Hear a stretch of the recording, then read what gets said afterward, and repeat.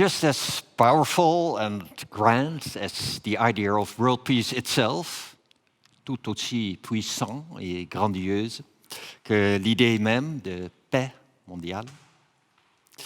This is how a Dutch writer once described the Peace Palace, and there is no better place to commemorate the 75th anniversary of the United Nations.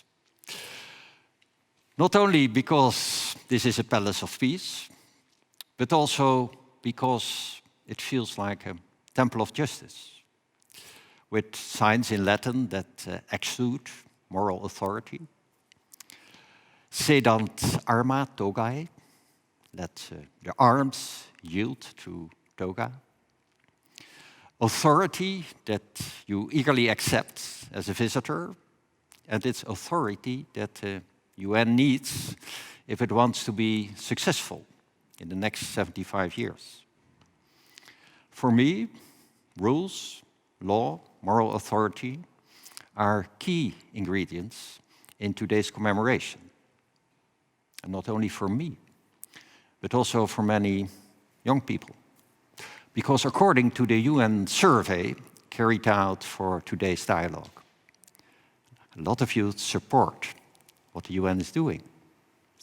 And we, the international community, must take responsibility when it comes to climate change, to grinding poverty, to abuse of power.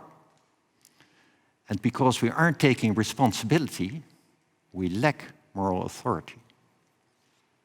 For many, the UN is not a beautiful palace, but an abstract and sometimes stuffy organization.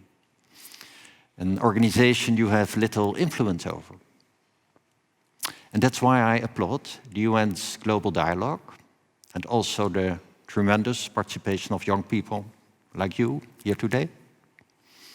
And I'd like to share a small piece of history that concerns personal influence. A piece of history that shows how you can leave your mark on the international community and international law. Not only for your own generation, but also for the subsequent ones.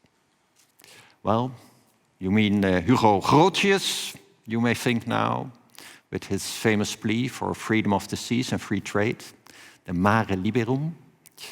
This Dutchman was indeed one of the founders of public international law. But I'm actually talking about someone else, someone who also fought for justice and especially against torture. And this is what he once said.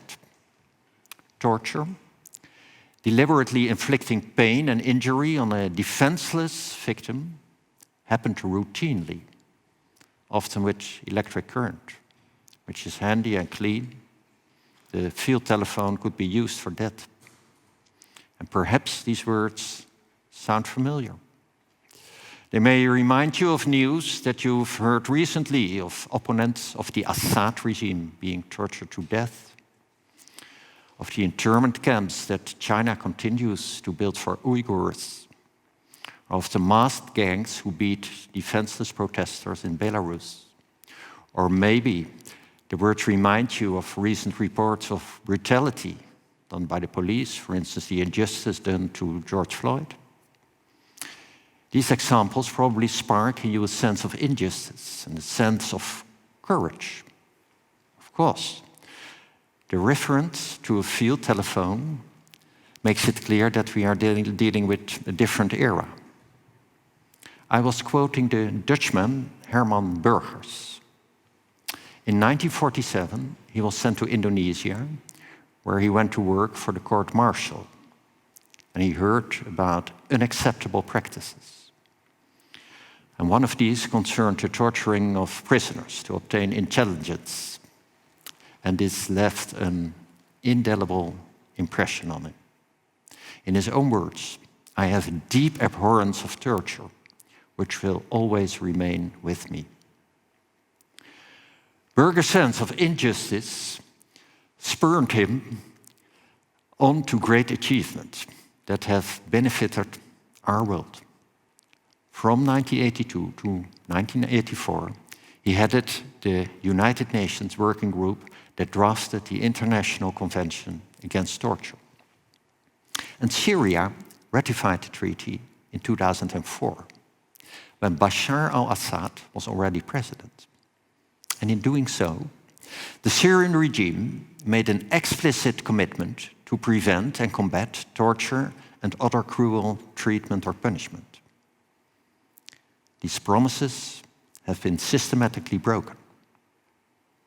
And it was therefore with reference to this treaty that on the 18th of September, the Netherlands announced to hold Syria responsible for serious violations of its obligations under international law.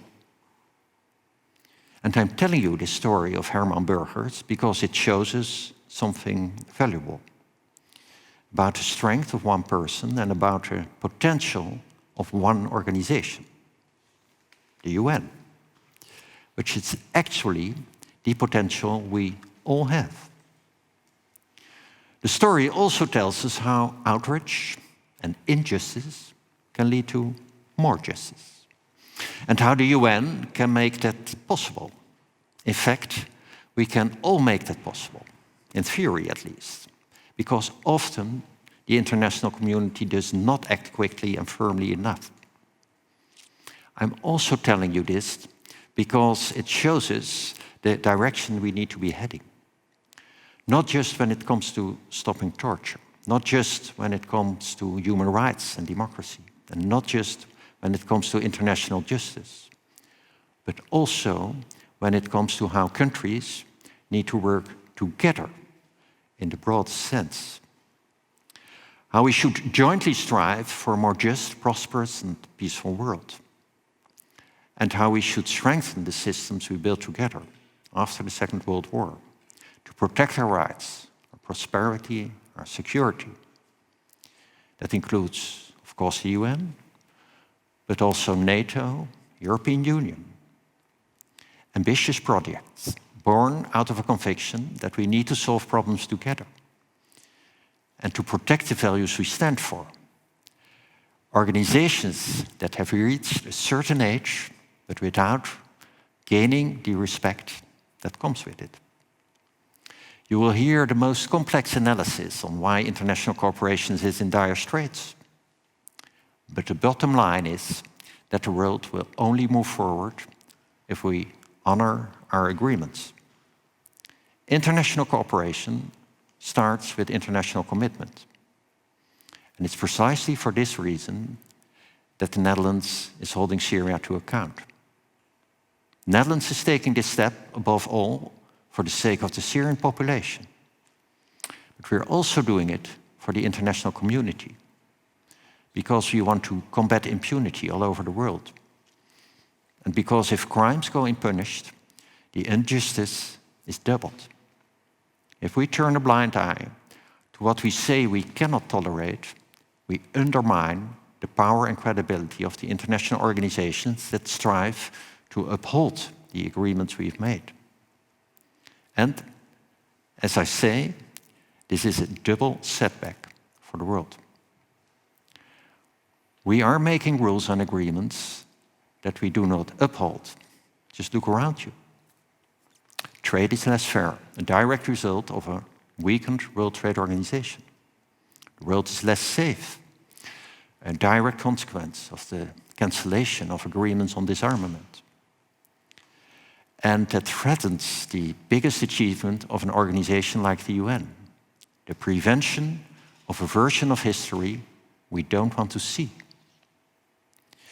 This is where you will find its true success, the absence of a third world war, the Cold War that has always remained cold. But consider all the landmines that have not exploded, thanks to the Treaty Against Landmines. And there have been more successes. Together, we closed the hole in the ozone layer. And polio has been virtually eradicated. Smallpox has completely disappeared. All of this is at risk if we continue to be nonchalant about the rules. Taking a you could, but you don't have to approach. So this is my message today. Let us work to ensure our international cooperation has teeth. That means a deal is a deal.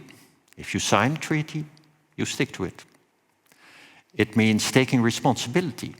For example, when it comes to respecting EU rules, on the rule of law, on healthy budgets, on competitive economies, or when it comes to the World Trade Organization, if you join it, you must open up your markets.